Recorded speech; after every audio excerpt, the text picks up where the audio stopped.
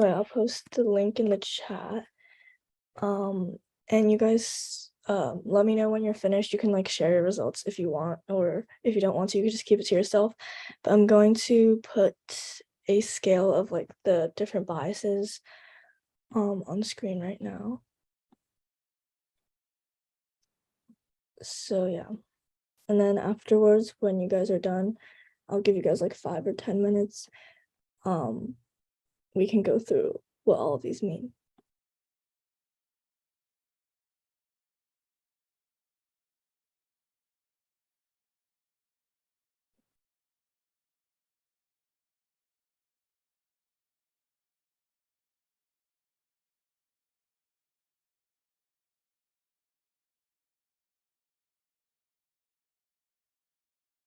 Oh, Crystal, do you mean like which bias? Like which one of these I am?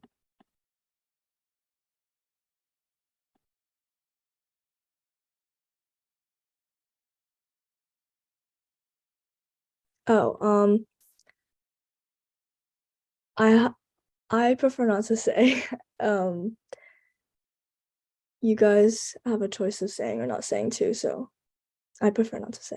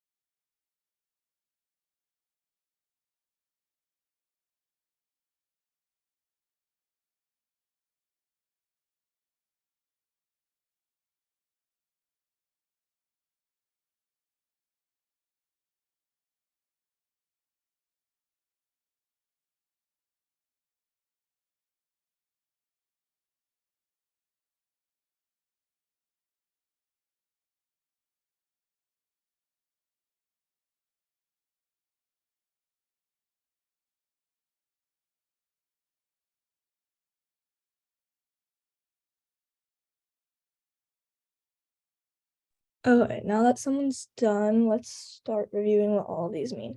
So this quiz was kind of just for you guys to see your own biases. So when you're researching, you're aware of that and you're not continually just looking for what you believe in. It's just to make yourself self-aware. So let's first go over what each side was, because I know we did this last week, but it was kind of rushed. So let's just do that again.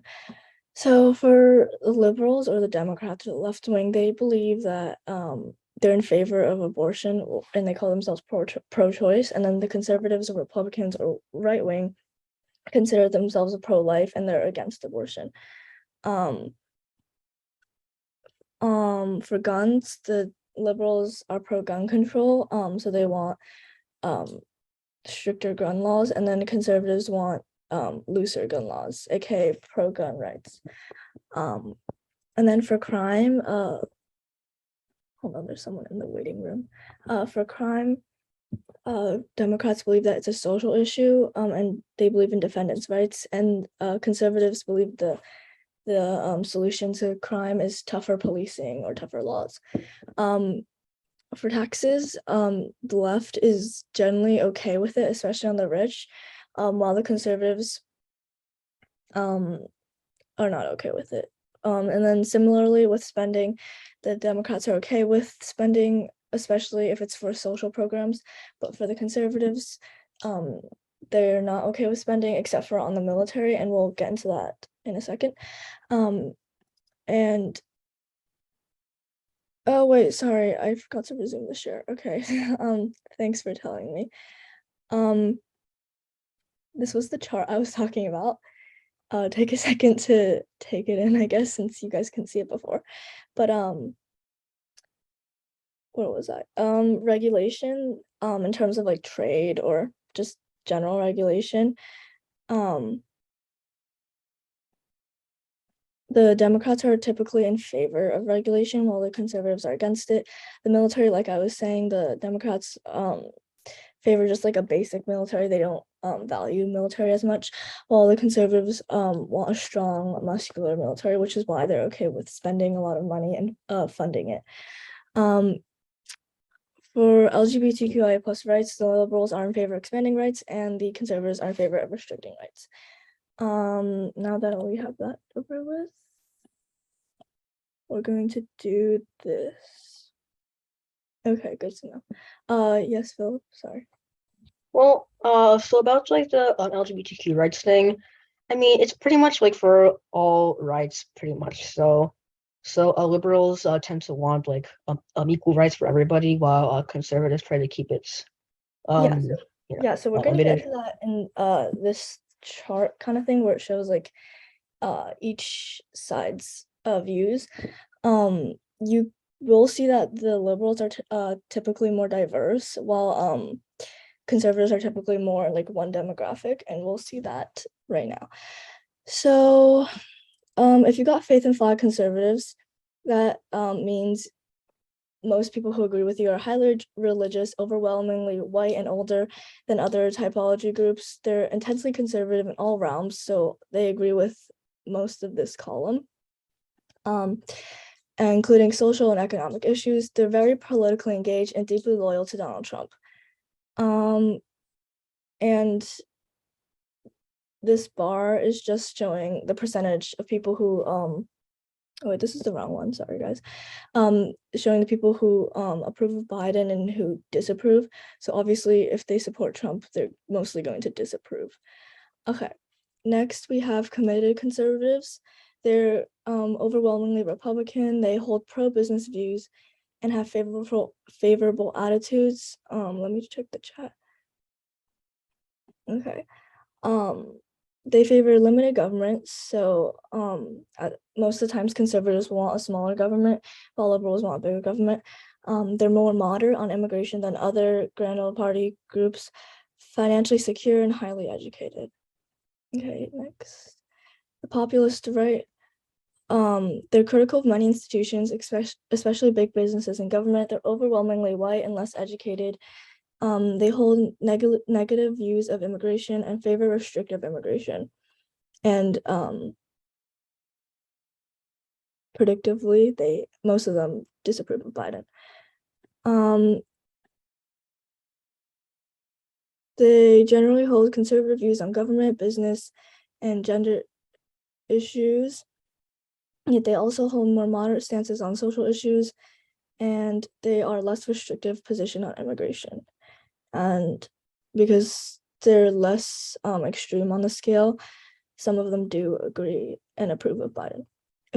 This is like kind of the middle people. They call them stress sideliners. They're generally disconnected from politics and the two major parties, and they vote at lower rates than most typology groups. They lean liberal on economic issues, but somewhat conservative on social issues. So economic issues is just issues that relate to the economy, so like money, and social issues are like LGBT rights, and things like that. Outsider left, as you can see, a lot more of the outsider left support Biden. The youngest typology group, they hold liberal views on most issues and overwhelmingly vote Democrat, but aren't particularly enamored with the Democratic Party and have negative views of the other side.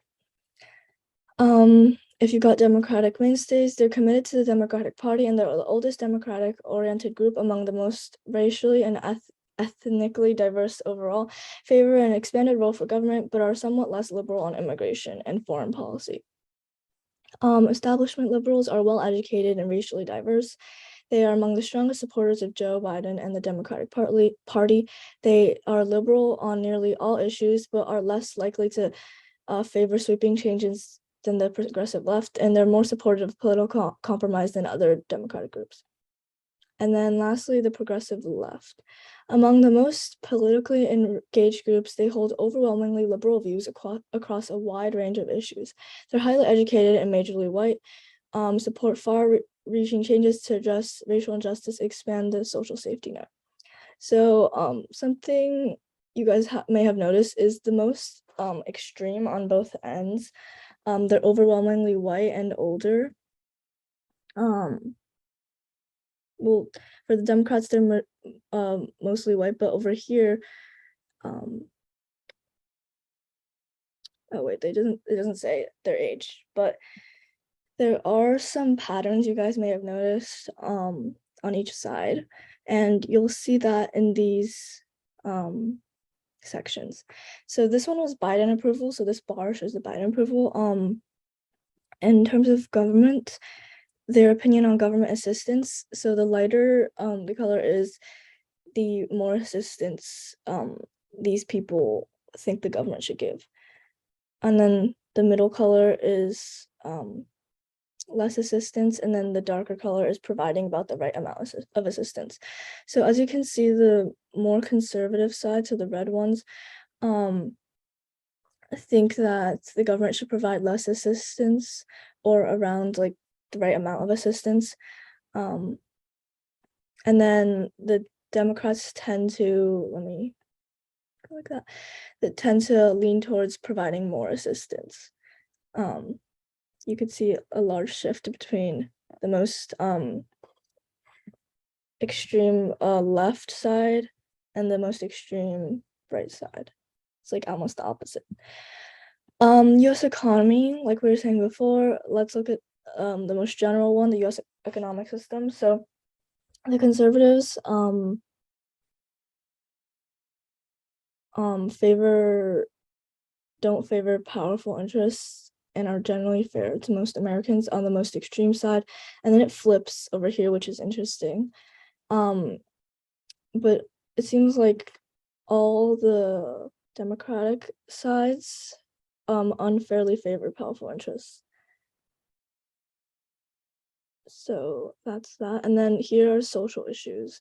So like I was saying, abortion, it's very mixed, as you can see, but you can see that Republicans are generally more restrictive on abortion access, while the Democrats are the opposite. Let's go through a few more and then move on. Religion and government. Most conservatives, well, most people don't think that government should mixed with religion, but the people that do are mostly conservative, as you can see. Foreign policy and immigration,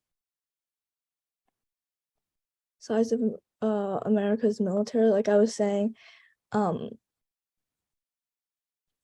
conservatives generally want a larger, stronger military, while Democrats generally favor they don't really think military is that important. So that's the bar graph on that.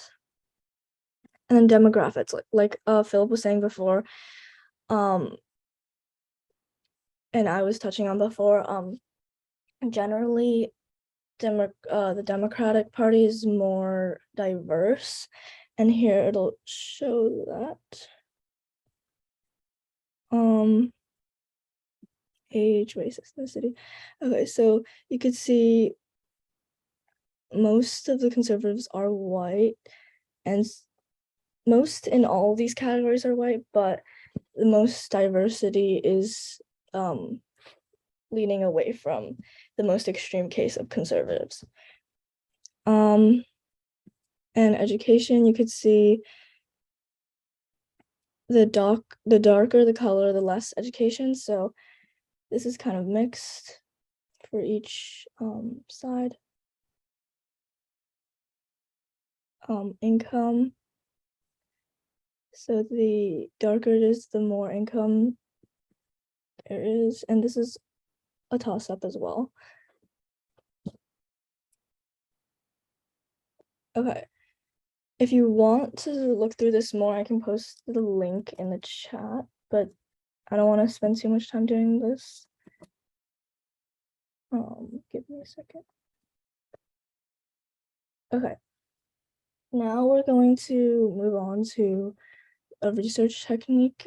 This research technique isn't really so much for a deep dive, but it's just a research technique for if you want a quick a dabble into research, if you're deciding on what to research and you want to just see what this article is about.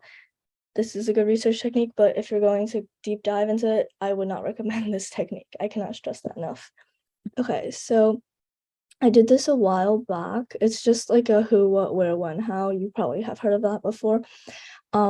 So this was in 2021. So during that time, there was heat waves on the West Coast. So who was this about? The people on the West Coast of North America. What is this about? Record high temperatures on the West Coast, and then also wildfires. And where was it? The West Coast of North America. And then when it was the summer of 2021, and how it was climate change and global warming. And then these were just some other current events at the time that I was trying to decide which one to research.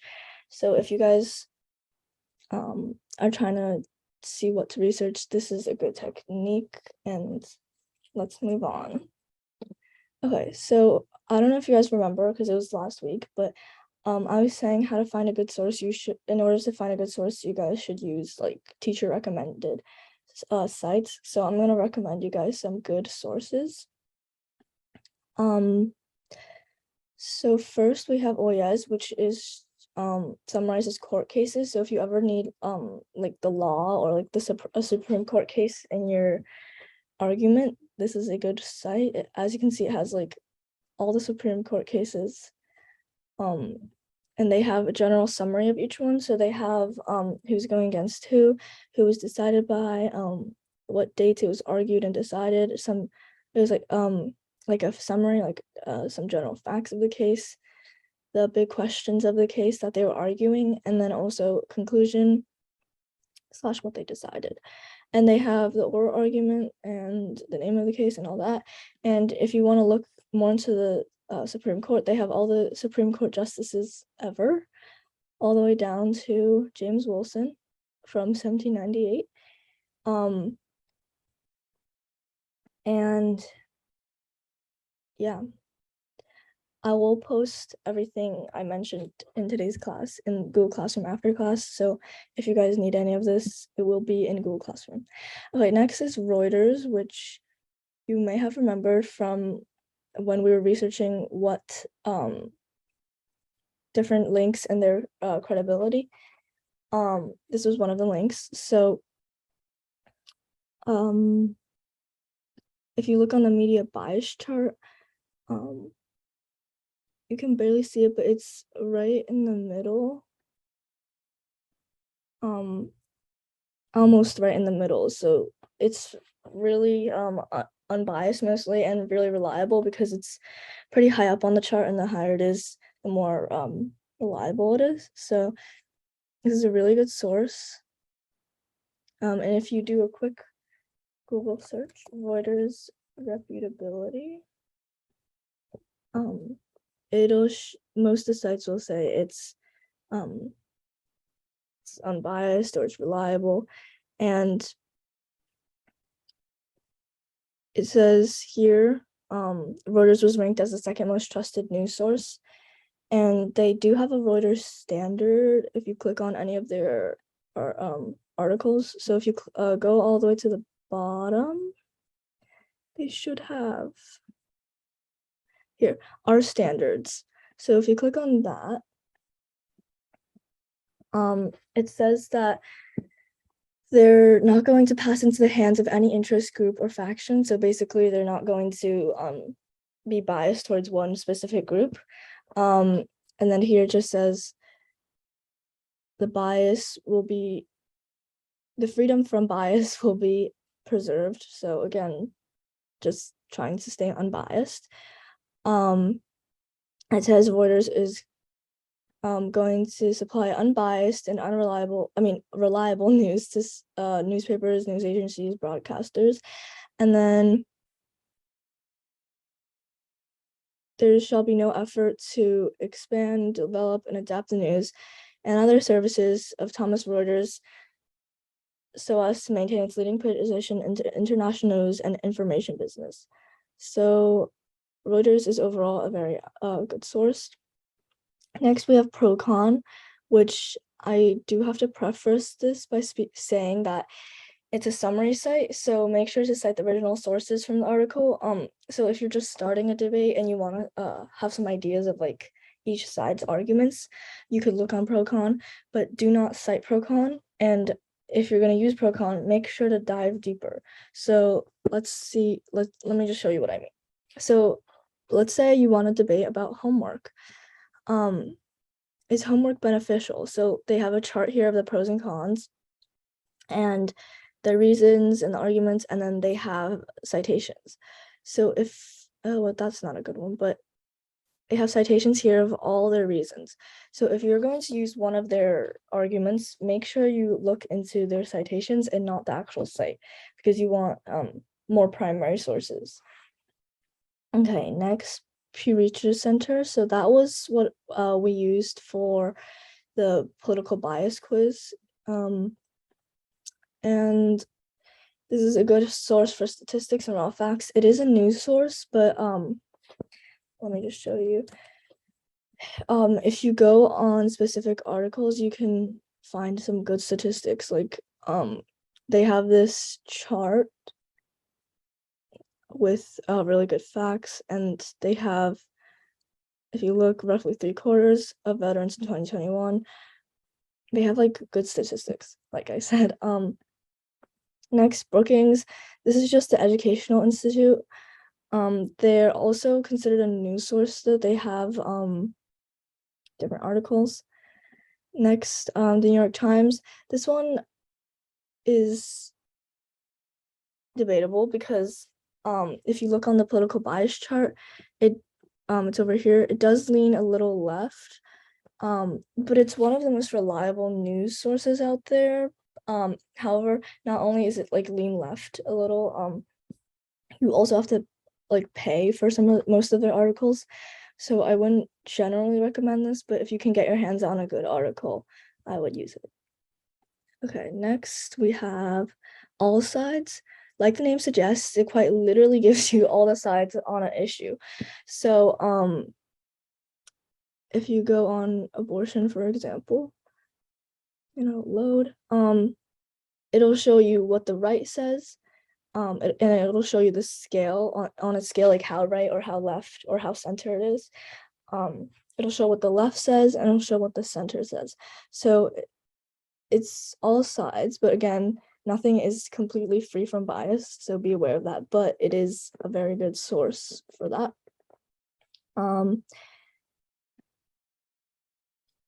Next, we have Alphademic Media, which created the bias chart and is a good source for opinions on other sources. So if you want to check if a source is reliable, go on Alphademic. If you can see here, if I scroll over here, it says Alphademic Media, so they created this. And if you want their opinion on a news source, they have all these sources that they've rated, and they'll tell you how biased it is. So let's just go on a random one. So Atlanta Black Star, it'll show you the bias is middle. It's mostly reliable. And they'll give it an overall score. So yeah, that's all the sources. And if we just do a quick Google search of each of these sources, you can see like how biased they are and what other sources say about them, which is the best way to tell if it's biased or not. So if you go on research OES of reputability,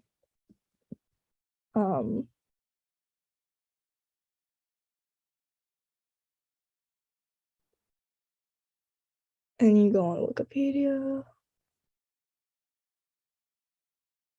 So it says the website aims to be a complete and authoritative source for all audio recorded in the court. It'll give you some background information about it. So it says OES is listed by the Supreme Court itself as an authentic, although unofficial, online source to the court's information. So if the Supreme Court endorses it and the site is about the Supreme Court, you can conclude that it's pretty accurate. Next, Reuters. I think we did this last week, but let's just do it again. Oh no. Oops. Okay. So on Wikipedia, it just has a quote that's not really useful.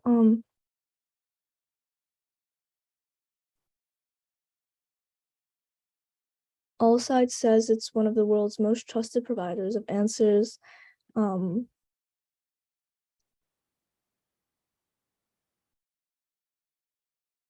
Media Bias Fact Check says it's the least biased, it's not left or right, and it's pretty credible.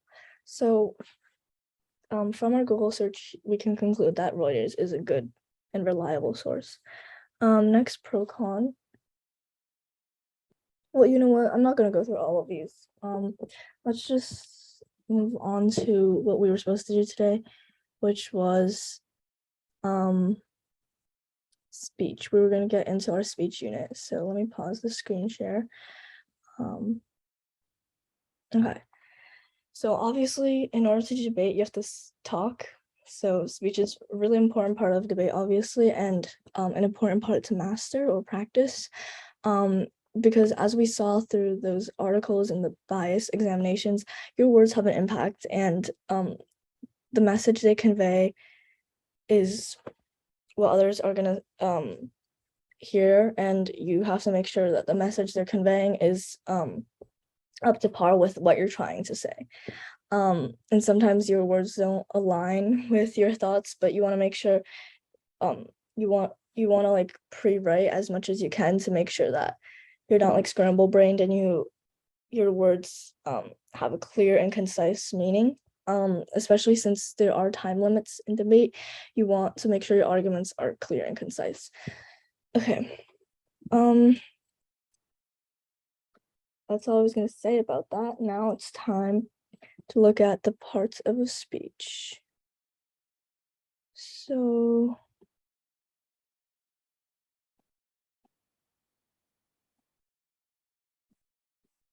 okay, these are some more helpful terms to remember.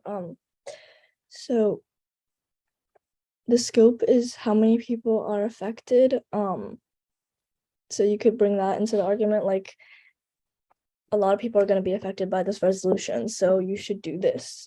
This is why my side is right. Likelihood is what are the chances, like how likely is this going to happen? And you could bring up statistics to prove your point. Magnitude, how big is this topic or issue and how significant is it? And this is similar to scope. SPAR debate is a spontaneous argumentation. And I mentioned this in our first class, but we're going to be doing a few of these later on. It's basically just like a small mini debate with like little to no prep. It's just a few minutes of prep with your team. And it's on an unimportant topic, so like cats versus dogs, summer versus winter, etc. And it's just to get you guys thinking about argumentation and not so much evidence just yet.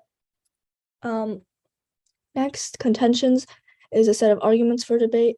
So these are just the points you're going to make, and you want to talk about the advantages and disadvantages of each side, and you want to obviously paint your side as the better side. Flow is taking notes on each side during the debate. It's really important so you know what you're going to say, what your opponent said, and how to go against your opponent. So this is an example of an abortion debate I did. I think the debate got cut off halfway because this is not nearly enough notes. But as you can see, there are columns, and you just take notes on what each side says and what you're going to say next. And it can get messy because you do have to write quickly. Okay. Next, signposting is declaring which argument you're running, and this can help you decide what you're going to say and help with your train of thought when speaking. This is just you writing down like what you're going to say while you're taking notes. Clash, I think we mentioned this before as well. It's direct refutation. It's basically two arguments directly going against each other. Voters is reasons why the judge should side with you, and you want to make this clear as possible, and because obviously that's how the judge is going to pick your side. Some other important terms to know. Framework is the way of viewing or processing the round for the judge and your opponents. So you might have heard people say like framing a debate. It's basically narrowing down the topic into a specific a more specific topic so that ideally it's easier for your side to win. So obviously you want to change the way the argument is seen to benefit your side and state your view. Next, link story is a narrative that ties the arguments together. So the arguments to the other side's tie the argument to the other side's argument and make a story before the argument and don't make it come out of nowhere. Uniqueness, you want your points to be different from your opponents and unique. So you want to make unarguable points, sorry, and not just general ones that can be easily refuted by your opponent. Don't use exceptions, use more usual points, because when you get into exceptions, people can call you it can get more specific and people can call you off for topicality and being like off topic and that stuff. Impacts, again, who cares? Like at the end, why do we care about the argument? And this is where you can use magnitude, people affected, like all of these, like scope, likelihood, and magnitude, and talk about why is it so important that the judge chooses your side. Okay, more stock issues of debate that you can bring up. So significance, similar to impact, is just like who cares? Why is it so important? Harms are just the problems that come up with each side. Inherency is the barriers for each side. So like what barriers are gonna be in the way of your side working? Like what's gonna stop you guys? Topicality, the discussion of the actual topic. So you want to be on topic, obviously, and your opponent can call you out for being off topic, and they could call topicality. Solvency, how do we solve this issue? However, plans are not permitted in public forum debate, but you want like a general, I guess, plan, but not really on how this topic or issue is going to be solved. Okay, next, the parts of a speech. Okay, so in order to identify the parts of a speech, you want to use the acronym CWDI. So C stands for claim, W for warrant, D for data, and I for impact. So claim is the stance you're arguing for, and the heart of the argument. So the conclusion of the argument. So it's, are you going to pass this immigration bill or are you not going to pass it? Is it should or shouldn't you make a decision? It's basically the side of the argument you're on. W means warrant, and it's the link between your data and claim. So it's why you should do something. It's like a reasoning or rationale, and it connects the evidence to the claim. It's why should we pass this bill or why shouldn't we? And links include values. So for values, I have this value circle. So the middle of the value circle is the core value, so like freedom or justice or whatever. Surrounding it is the beliefs, so your beliefs around that topic. And then attitudes towards this topic reflect your beliefs on it. Next is data or evidence. So this is the statistics and facts to back you up. And it proves you're right. So you want to research sources so you could bring it into the argument. And the link is going to connect the claim and the data. Okay. Impact. Again, like I mentioned above, it's why does this matter? Why do we care? It's kind of like your ending. You want to have something that resonates with the judges or whoever's listening to make them want to be on your side. So an example would be passing this bill will help Haiti, will help Haiti, and that helps us prosper and trade. And this is also known as your conclusion. Okay. On to what makes a speech strong.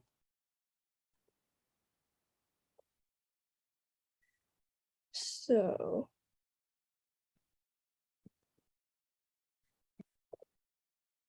okay, so as for the written parts of the speech, I would say you have to start with a strong hook, something that brings people in, so something that people care about.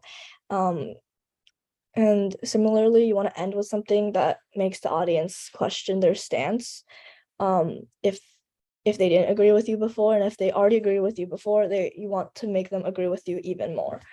So you want to end strong and then start strong. You also want to appeal to both experts of the topic as well as common people who don't know much about the topic.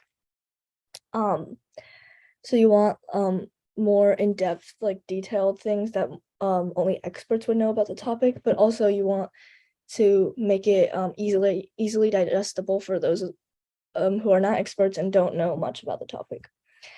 Also, you want to paint a picture of the facts and show that your view or issue is better than the other sides. And obviously you want to make your speech stand out from others, so that it really stays with people and people think about it more. You want to use descriptive language. So like I said, paint a picture of the facts and be specific with the data that you're using in your language and words. So again, be clear and concise. You want a balance between logos and pathos. So logic appeals and emotion appeals. So logic would be like hard evidence and like facts and statistics, and emotion would be like if you've ever seen those ads on TV with like a sad puppy and they're asking you to donate to an adoption center. I mean, like an animal adoption center. You also want to listen to yes, Philip. I mean, like, isn't like all of propaganda basically pathos? Like, like political propaganda? Like, I don't know, like, how the Russian TV, so how it paints the a picture of their special operation in Ukraine, right? It's basically all pathos. It's basically they say that these Ukrainians, they're invading our country and we have to fight back. Obviously it's total BS, but it's good propaganda. It's Yeah. pathos. Yeah, Yeah. so that's why people use pathos, because we're humans, so we obviously rely on our emotions for a lot of our decisions. So if you really hit someone and like their emotions, they're going to feel it and take a side with you. So that's why, like Philip said, a lot of propaganda is using pathos, but I'm sure they also use other persuasive techniques. During the debate, you want to listen to others and take notes, like I was saying, flowing, which we will learn in more detail in the next classes. So you can go against them later. So you just want to keep track of who's saying what and your counter arguments and all of that. Okay, next.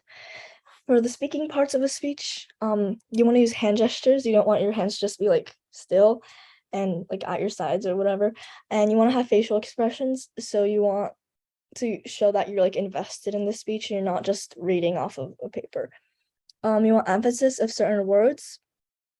So instead of being like I'll read the last bullet point. Quickly and confidently correct yourself. You don't want to sound like a robot. You want to sound passionate and like you care. So emphasize certain words and be like, quickly and confidently correct yourself when you mess up. So don't linger on the mistakes for too long. You see the difference? Like one is more powerful than the other. Next, a strong, calm, confident voice. You want to sound like you actually believe in your case, and you want to sound like you already know you're right, and the other side is basically just making things up. You want to sound confident, even if you're not. Passionate, again, show that you care. Quickly and confidently correct yourself when you mess up. So don't linger on your mistakes for too long. So if you make a mistake, just pretend it didn't happen. Like just move on, because the longer you linger on it, like the more noticeable it is to the judges or whoever else is listening. Okay. Now we're gonna go on to delivery.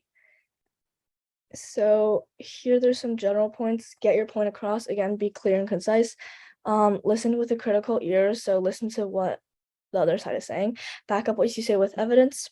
Speak up. So you want to project your voice. Attack specific points on the other side. Have a good ending that makes people say wow or be surprised.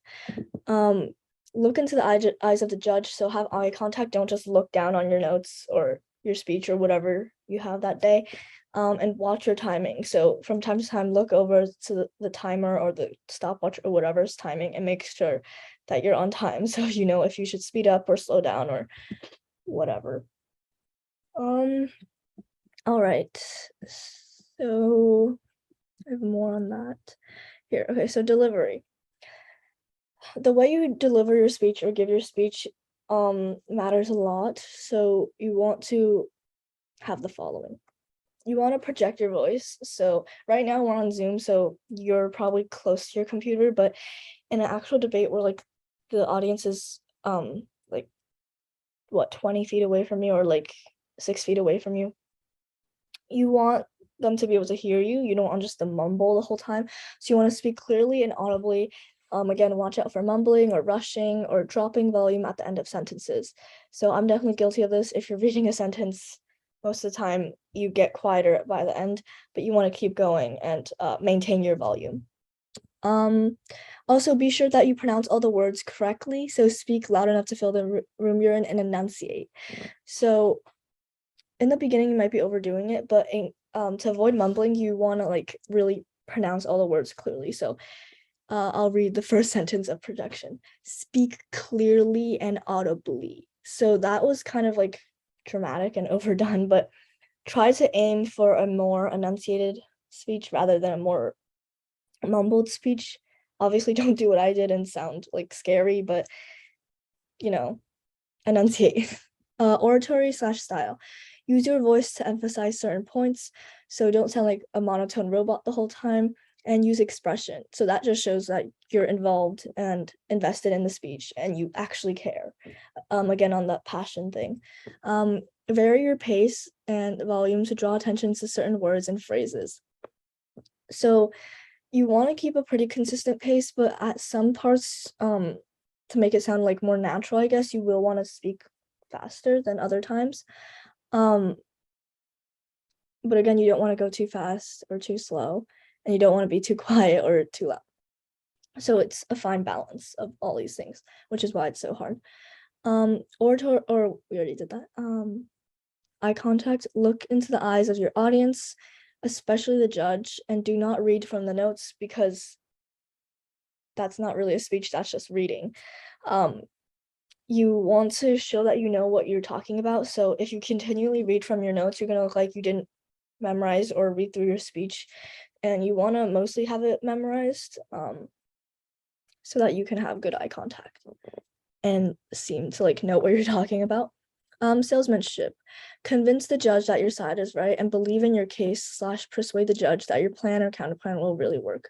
So we'll get into this, I think, next class or the one after that on like persuasion techniques, but you want to sound confident and just try to sell the judge this idea or whatever your side is trying to say.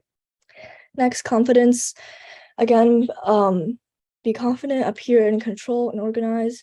Avoid nervous gestures like rocking back and forth, like shaking your leg or playing with your hair or saying which we'll get into, I think, next class because we're running out of time. But we'll do this exercise where you try to talk as long as you can without stuttering or saying or stumbling or anything like that. And it's a lot harder than you think. I just did it then. A lot of people start their sentences with so obviously you don't want to say that. If you lose your place, again, don't panic. Just find your spot and move on. Try to pretend it didn't happen. Debating is like acting, even though you might not really agree with your side, you might be nervous, you have to appear confident and convincing. So yeah, I agree with that. You just have to fake it till you make it, kind of. If you're scared, pretend to be confident. If you don't agree with your side, pretend you do, and just try to project an image of someone who like a debater, like a presidential candidate who's debating against another candidate and agrees with their side and is confident in their values, and try to bring your inner debater in. Next, we have how to behave during a debate. So before you speak, you want to make sure you're ready. So a lot of times the timer won't begin until you start speaking. So you want to make sure before you start speaking, you have yourself together and you're calm and collected for the most part. It's going to be nerve-wracking, but try your best. So take time to place your speech on the podium and adjust the podium to your height. Take a deep breath and look confidently at your audience, and then begin your speech. During your speech, you want to look up frequently, and again, with eye contact, look directly into the eyes of the audience members, especially the judge. Speak with extra volume, so project your voice so it can be heard throughout the room. Use expression, so be an actor. Speak with confidence and conviction. Make the judge believe that your side is right, and make the judge believe that you believe that your side is right. Don't use insults or sarcasm when attacking your opponent's points. You want to be professional and attack the points, not the person behind the points. And we'll get into this in a later class about logic and fallacies. Be sure to only attack points that your opponent said.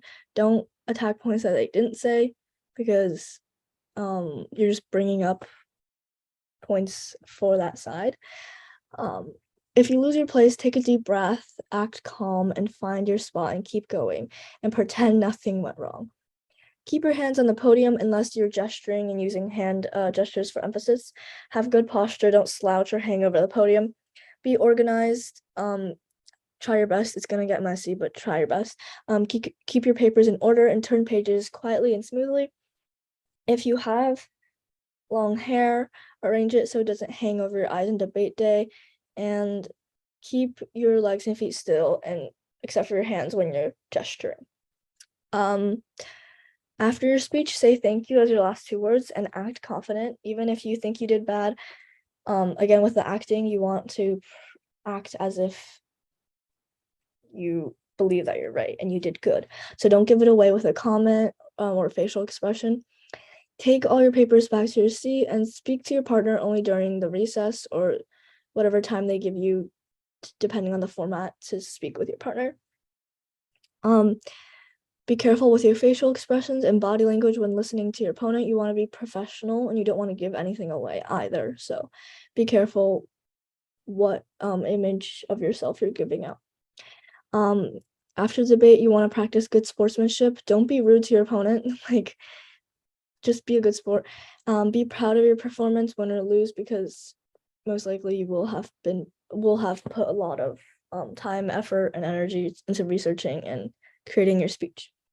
All right. I don't think we have enough time for my next two activities I have planned, but since they are speaking activities, I'll give you guys a heads up for next week so you can practice at home if you'd like. So we're gonna be doing tongue twisters to like really get better at enunciating.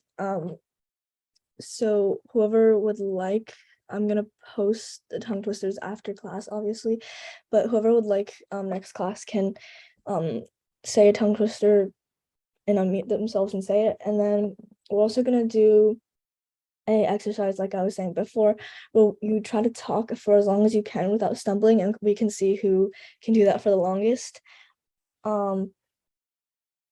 It's you can I'll give you guys like 5-10 minutes before the exercise to prep. Like you guys can give yourselves little notes like what you're going to talk about. You guys can talk about whatever you want, any topic you'd like, anything you're passionate about. Just write yourself notes or like a pre-written speech even. And I might give you guys like 2 tries for like stumbling or saying the word like, or stuttering or anything like that. If you do that twice, your time ends, and then we'll see who can do that longest, obviously. And I'll post everything from today's class in Google Classroom. And that's it. If you want to practice beforehand, you're free to do so.